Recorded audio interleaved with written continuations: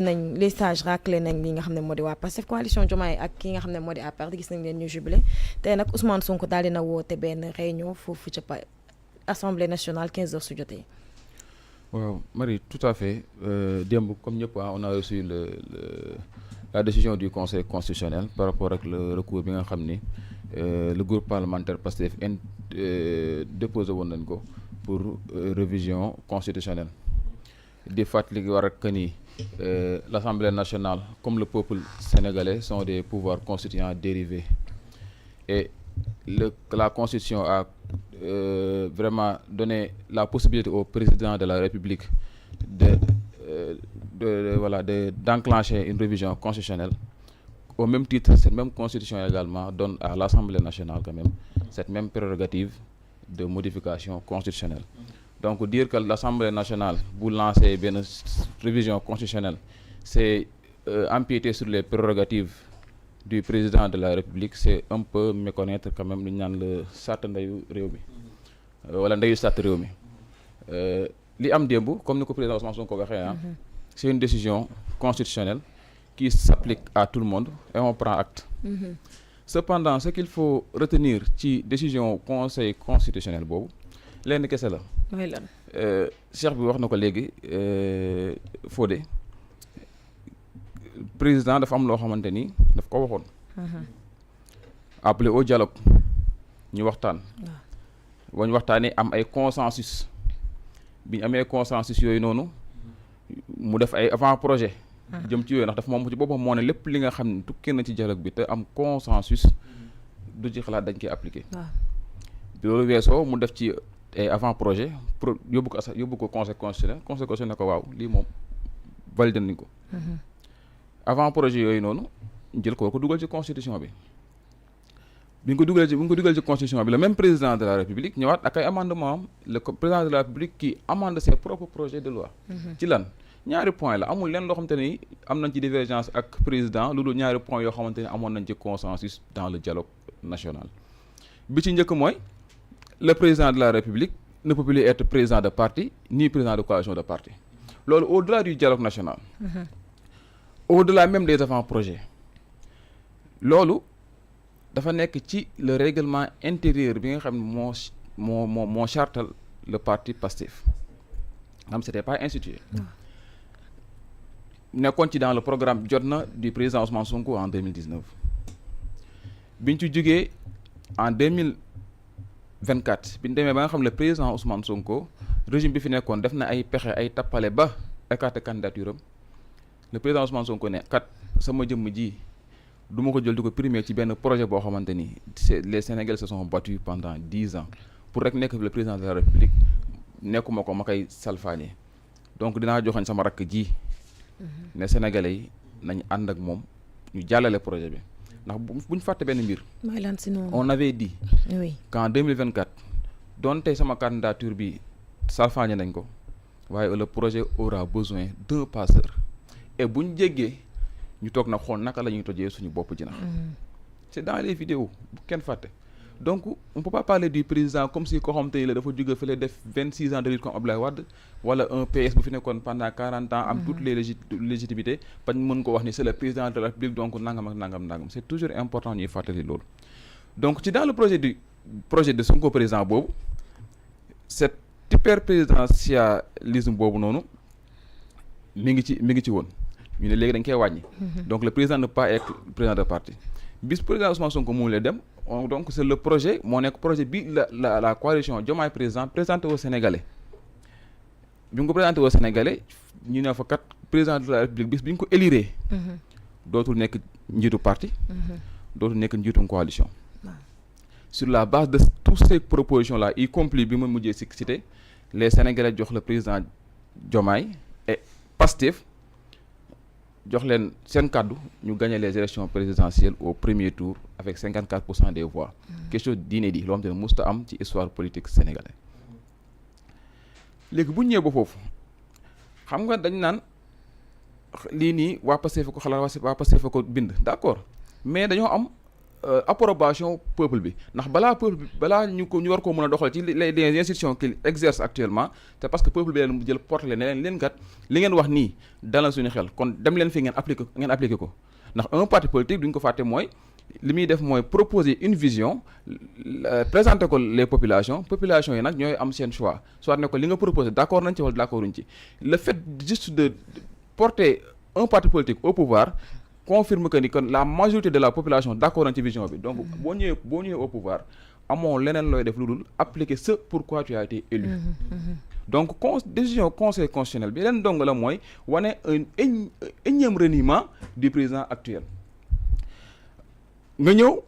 jox say avant projet bind ci loolu lu nekkoon ci sa parti nekk ci sa programme de campagne présidentielle nekk ci sa programme de campagne législative def ko ci say avant projet yóbbu ko conseil constitutionnel ne la baax na ñu présenté ko à l'Assemblée nationale war koo voté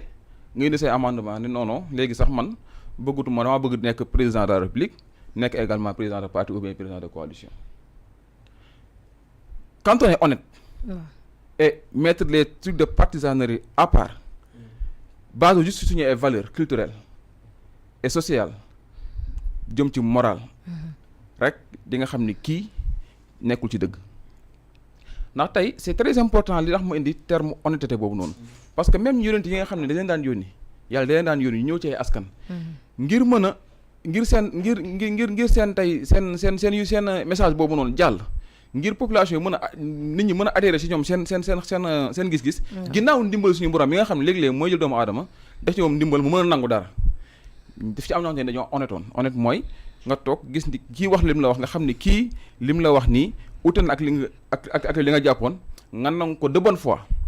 donc foofu li ñu fi mën a tënk lenn képp la mooy le président dafa am nu mu diglantoon Sénégalais yi ñëw ba au pouvoir bëgg cee génn boobu benn point bi amendement bi tax jafe-jafe am ba tax moom mu dem def recours la mooy affaire parti affaire président coalition deuxième point bi nekk déclaration de patrimoine la déclaration de patrimoine je pense que en 2024 il était le seul le président Diomaye à faire sa déclaration de patrimoine bi mu ko defee ñëpp ñu tàcc ne gis ngeen de ñun wax dëgg yàlla ñun Pastef ñu wër Sénégal yëpp leen gis ngeen ñun li la ñu wax transparence lañu woote mosu leen gis kuy dem uti nguur taxaw ne lii laa am ñun def nañ ko ñu wër réew mi yëpp jël suñu kàddu wax ak sénégalais yi vous savez pourquoi ñun mënuñoo le président Diomaye nit gënuñu koo respecté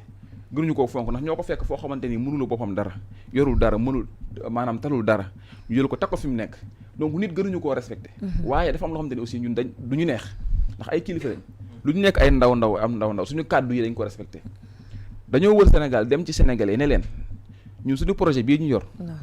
diw mii lañ bëgg mu porté ko te bu ko porté incha allah lépp li ngeen doon bañ ci politicien ba taxoon ngeen yaakaar ne politique dafa salte bu ñëwee loolu dootu am donc tey bu ñëwee ñu jox ko réew mi mu ciy def nii mu ciy def mais mënuñoo neex parce que tey c'est comme si ñu dañoo on a passé tout notre temps à raconter des contre-vérités aux Sénégalais et pourtant c'était pas ça ndax dans le projet bi nga xam ne moo la waroon appliqué li ñu doon wax loolu moo fa nekk donc tey bu ñëwee tey ci déclaration politique générale bi de déclaration de patrimoine mu def ko à l'entrée moom en personne moo ko wax xam nga moom tey méttiwul pour wax pour maanaam pour leeral ndax moom moo ko wax ne défense sama déclaration de politique générale défense de patrimoine te déclaration de patrimoine boobu fi muy amee li tax muy am sens mooy tu le fais à l'entrée mais aussi tu le fais à la sortie pour ñu mën a xam yow kat bi ngay dugg ci pouvoir bi nga yor wala responsabilité telle lii nga amoon bi ngay génn lii nga am dem déposer ko OFNAC jël méngale ne kat kii kat bi muy dugg lii la amoon fonction may na ko nangam salaire am lii la avantage am lii la donc logiquement war naa mën a am lii bu nekkee am na lu ëpp nag li nga xam ne moom la ñu xayma ñu ne ko rek kaay expliquer ndax dañ la joxoon xaalisu askan wi donc di nga ci expliquer li nga yor nii fan la jógee donc je vois pas en quoi cette révision constitutionnelle là nekk l'affaire d'un parti ndax fóole bi nga koy wax léegi ne la constitution sénégalaise à chaque fois un régime ñëw day def loo xamante ni lu koy arranger kese la y a pas un seul point dans la proposition de révision constitutionnelle bi assemblée def via le groupe Pastef boo xamante ni luy arranger Pastef la y a pas un seul point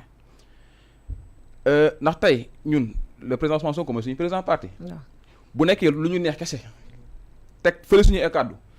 incha allah en 2029 ce qu'on veut c'est porter incha allah le président Ousmane Sonko à la magistrature suprême li ñuy bëgg moom nekk suñu président parti des fois nga gis président ci parti bi muy continuer di doxal parti bi mais bu ñu ko nee le président de la république dootu nekk président parti donc ñun dañ ko contraindre moom en personne. amuñ ci arrangement. bu ñu ñëwee ci ressources naturelles yi ñu ne léegi gis nañ fi li fi yàggoon a xew ci la gestion des ressources naturelles ñu ne désormais on va constitutionnaliser mooy même maagaleeru rek mooy bu ñu ñëwee ci ressources naturelles yi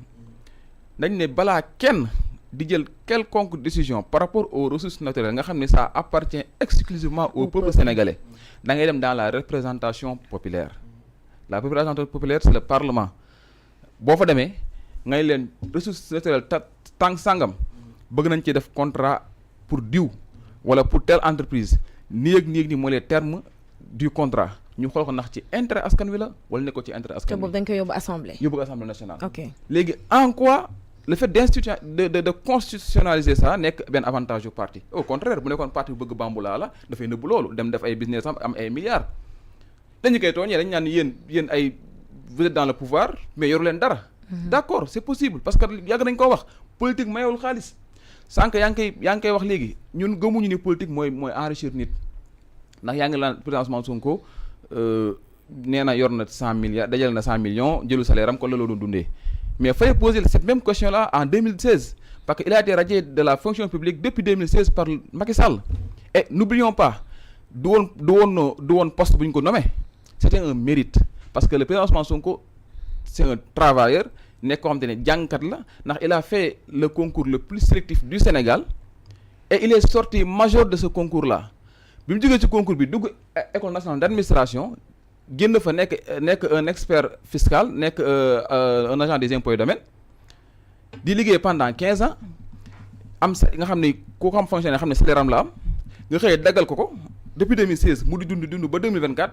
tey mu ne la man tey mun naa liggéey sans jël salaire u état ba pare continuer dund tu te poses la question en 2026 c'est problématique le président Sonko nitu jom la bi mu génnee en 2016 ñu dàq ko ci administration bi li mu def mooy créer son cabinet d'experts ndax xam-xam kat dafa lu muy jëriñ soit nga dem ñu employé la mbaa nga nekk un entrepreneur nga nekk yow nga créer sa entreprise boobu ci la créé woon l'entreprise Atlas dugal ci ordre national des experts fiscaux tu vas voir le nom de Ousmane Sonko ci biir donc cette question de Ousmane Sonko fu muy jëlee fu muy nangam c'est réglé depuis des belles roulettes bu ñu jógee ci loolu ñu ne la encore au-delà de les ressources naturelles benn point bi lan la mariage dañ ko leeral carrément mu leer nañ ndax kat ça paraît banal bu ñu ko wax nii de façon superficielle mais du point de vue de la loi amoon na ay flou la preuve am na fi benn année fii à Kaolack ñu jàpp fi ay borom ñaari tour ñuy def mariage guddi gàmmu bañ leen jàppee leen libéré parce que amul benn texte bu ne mariage diggante góor a jigéen la waaw dama ne bi leen jàppee ñuy def mariage ci jamono jooju bi leen jàppee di leen bàyyi parce que dañ ne waaw même gale s'il te plaît dañ leen jàpp bàyyi leen et parce que tey ñu def mariage boobu nag amul woon benn texte buy leeral ni mariage diggante góor a jigéen la te ci waaw même ma ñëw rek sëñ bi ndax constitution mooy ndeyu sàtt réew mi ci lañ ñëw ci constitution bi bind clairement ginnaaw bi le président Ousmane Sonko defee première proposition mooy corriger le foofu ndax sànq da nga ne première proposition mag président Ousmane Sonko dañ ko delloo ginnaaw Ousmane Sonko loi bi mu porté bi mu nekkee dans ce régime bi mooy loi durcissant les pratiques homosexuelles ñëpp gis nañ loolu fi mu jaar te sa leader j'étais là dafa abstenir woon ci vote bi voté wul loi bi ñu dim ci constitution bi en complément à ça aux lois bi nga xam ne à la loi bi nga xam ne voté woon nañ ko ci durcir les crimes l'homosexualité mu ñëwaat encore ne léegi mariage ñaar rek la mën a nekk muy diggante góor ak jigéen mu leer naññi ne mariage diggante góor ak góor mënta ne Sénégal mariage diggante jigéen ak jigéen mënta nekk Sénégal. donc sax déjà bokkul suñu culture. voilà donc en quoi ces 4 points yi nga xam ne tey cité naa ko. nekk na loo xamante ni c'est quelque chose qui arrange un parti politique ou bien quelque chose qui arrange le parti Pastef. mais Ousmane ci waa vas-y on va. voilà ci dañuy dellusiwaat tuuti parce que dañ la doon bàyyi nga terminer sa logique bi nga nekkoon. léegi yaa ngi wax léegi lu jëm ci wàllum déclaration de patrimoine mais man ce qui me pose problème mooy que ni gisuma benn yoon foo xam ne si ni le président dafa génn wala kenn kuy jege ñaale président génn wax ni moom buy def sortie du def li nga xam te ni moom moo di déclaration de patrimoine Marie invité nañ fi plusieurs fois des gens yoo xam te ne ñoo bokk ci biir coalition bi dañ ni le président bañul lool de dafa ni nañ ko yemale ñëpp muy les DG les ministres le président de l'Assemblée nationale